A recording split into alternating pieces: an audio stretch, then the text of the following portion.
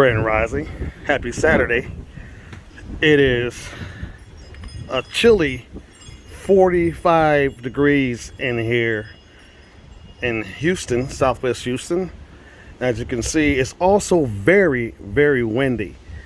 And this is a good test of my pole mounts. Hear that wind blowing? Gusting at 45 miles an hour. And my pole mounts are holding up just fine, as you can see.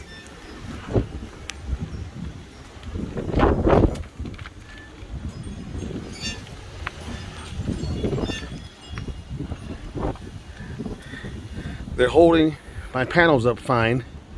This is one of my 100 watt Renogy panels. And I'm also charging my Energizer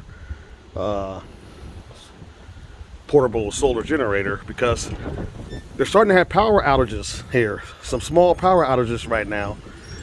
Anytime we get windy weather, the grid here in Texas is horrible.